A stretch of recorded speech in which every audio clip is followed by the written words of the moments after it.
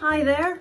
Well, it's the middle of February, and at this time of year, some people are thinking about the special relationships in their lives, people that they really love and care about.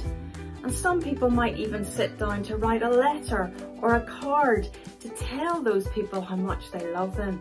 And then they'll give that to them on Valentine's Day. Well, last week, we were thinking about Jacob and how much he loved Rachel, who became his wife. But some years later, Jacob now has 12 sons. And there's one of those sons that he loves more than all the others, and his name is Joseph. That's a lot of love, but there is one more love that is bigger and stronger and more amazing than all the love in the world. And that's the love that God has for us, his perfect, amazing, never-ending love. Well, some unbelievable things happened in Joseph's life, and there may have been times when he thought, does God really love me with all these things happening? Imagine if God could have sat down to write a letter to tell Joseph how much he loved him, even with all these things going on around him. Dear Joseph, how smart you look in your beautiful new coat from Jacob. Your dad really does love you so much, and so do I. I love your energy and your optimism, which I suppose are due in part to the fact that you're young. You show signs of being a great leader, but not yet.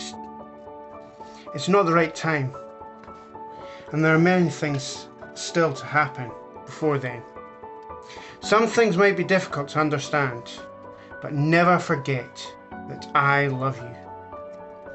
I can already see that your brothers are jealous of you because you're Jacob's favourite, and you have told them that you'll one day be in charge of them, even though they're older than you. I'm sorry to say that things between you will get worse before they get better. They will grow to hate you and will come up with a plan to kill you. But don't worry, I have plans for your life, and I will protect you. I will be with you and give you the strength you need to get through all that lies ahead. Love, God. Poor Joseph. His brothers were so jealous of him and hated him so much that they wanted to kill him. But God was with Joseph, and he had a plan for his life. And so instead of killing him, his brothers sold him to some people who were passing by on their way to Egypt. And so Joseph was carried far away from home, far away from his loving father, and he was sold to work for a rich man called Potiphar. It must have been so frightening for Joseph. But his story's far from over. In fact, this looks like a clue as to what might have happened next. It says, "Oh dear Joseph, does anyone care? The clues for what happened are under a chair." Well, let's go and find out what happened next. Well, I found a chair, and it looks like there's something unusual underneath this chair. Let's pull that out and see if we can find some clues for the next part of the story. Well, it's an interesting looking case, and inside we seem to have a sword and, well, that looks like a coat. I wonder what that might tell us. Dear Joseph, you're now far from home in Egypt, and although you're missing your dad, and it has been a confusing and scary time for you, I'm glad to see that things are going a lot better for you now. I love to bless my children, and I enjoyed making everything that you did go well, so that Potiphar, your boss, could see I was with you, and now you're in charge of the house. I'm afraid there are more difficult times coming your way. Potiphar's wife has also noticed how good looking you are. She wants you to love her, but stay strong and don't do anything you know is wrong. If you do, it'll only hurt you and others. I don't want that. I love you and want the very best for you. Love, God. Uh-oh, poor Joseph is in a really tricky position. His boss's wife wants him to make the bad choice to love her, but that would hurt everybody, especially God. And Joseph doesn't want to make that choice, so he's going to get out of there. But as he runs away, she grabs his coat, and then she lies to her husband and tells him that Joseph did love her and that she has his coat as proof. Well, her husband and Joseph's boss is really hurt and angry, and so he arranges for Joseph to be put in prison. He hadn't done anything wrong. It was Potiphar's wife who had made the bad choices. Have you ever got into trouble when you didn't do anything wrong? It's not nice, is it? And yet, it's important to always make good choices and do the right thing, because God sees, He knows the truth, and He will be with you as you live your life by His rules. There's something else in the box. It's another clue. Poor Joseph, in prison, even though he was good. Find out what happened in the place you make food. The place I make food. That must be the kitchen. Let's go. Well, here we are in the kitchen where I cook food, and I think I found the clues. They're inside this pot. We've got a fancy cup and some bread. I wonder, is this the food that Joseph ate in prison? Dear Joseph, I realise that right now it might be difficult to remember that I really do love you and I'm still with you, but it is true. I have made sure that the prison officer really likes you and has put you in charge of the other prisoners. Things are about to change again for you. I have an amazing plan. You will soon be joined by 2 new prisoners.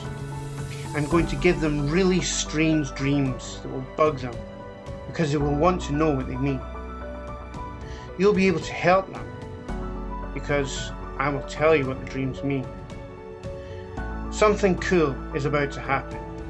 You'll see. Love, God. Well, that's right. 2 new prisoners did turn up. There was the cupbearer to the king who had the really important job of taking the first sip of everything that the king would drink in case someone had tried to put poison in his drink. That way the cupbearer would die and the king would live. And there was also the baker who made bread for the king.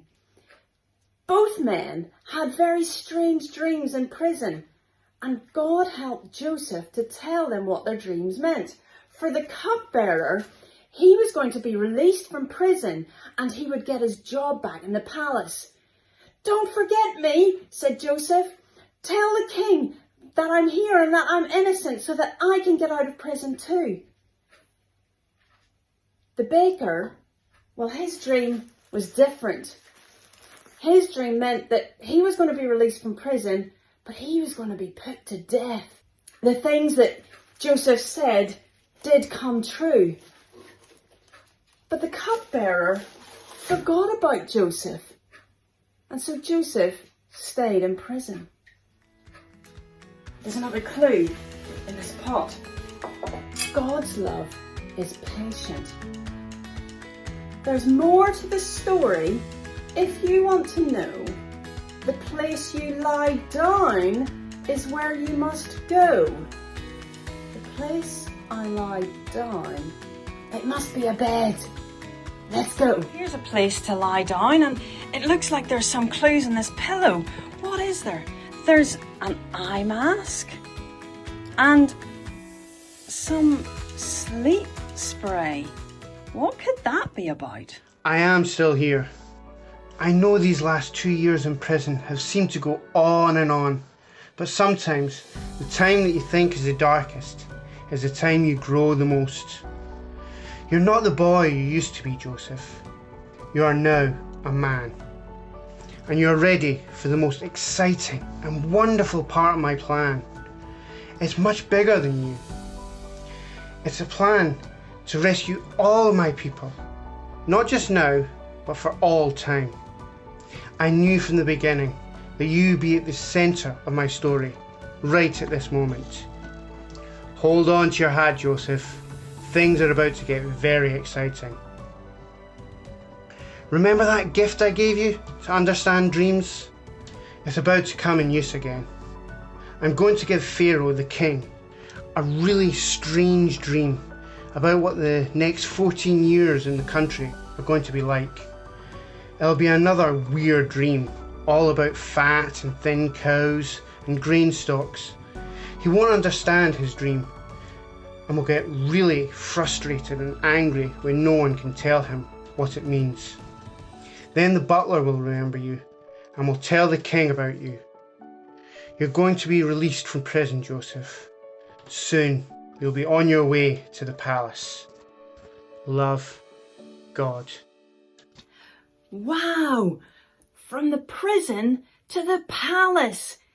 Pharaoh had two dreams, and with God's help, Joseph was able to tell him that they both meant the same thing. There were going to be 7 years when there would be lots of food in the land, and then 7 years of famine when there would be no food for anybody.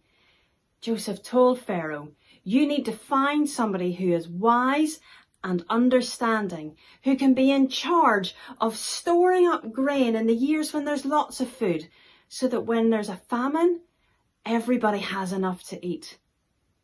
Pharaoh thought, who in the kingdom could have that job? Who was wise and understanding? People would obey this person. It was an important job. I can think of no one as wise and understanding as you, Joseph. You get the job. And Joseph was put in charge of storing up food to give out in the years of famine. Is that the end of the story? Or is there more? What about Joseph's family? Did he ever see them again? Oh, there is a clue here. God's love is for everyone. Our story today is almost complete. Find the last set of clues in the place where you eat. We eat at the table. Let's go and find out how the story finishes. Here we are at the kitchen table, and well, these must be the clues. A picture with family on it and some family circle biscuits. What's that about? Dear Joseph, can you believe what has happened to you? Through all the difficult times you have trusted me, and I have never left you. The difficult things you have experienced have been part of what has made you who you are today. I have never stopped loving you, Joseph, but I know there's still some pain in your heart. My plan for you isn't complete. I think you will enjoy what's coming. Your brothers are on their way to Egypt right now. Your father is still alive too. Hold on, Joseph. You're going to see them all soon. Love, God. It's true.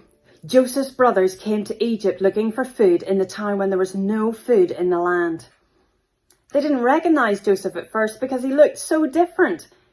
He looked like one of the important leaders in Egypt on the outside, but on the inside he was different too. He was now somebody that God was going to use to save the lives of many people, including God's own family. Joseph would be one of the ancestors of the person God was sending as part of his rescue plan for the whole world, Jesus. Joseph's brothers had changed too. They were much kinder now, and Joseph sent them back home to get his younger brother Benjamin, and then again to go and get Jacob. And when they got together, it was such a happy, happy reunion. Before he died, Jacob blessed Joseph's sons. God's story for the world was continuing. Maybe you feel like at times things have been really hard in your life and wonder sometimes, does God really love you? Well, I can say that he does. He loves you with an amazing, never-ending, incredible love. And you can trust God with your story too, as you read His Word, the Bible, and obey what it says. See you again next week.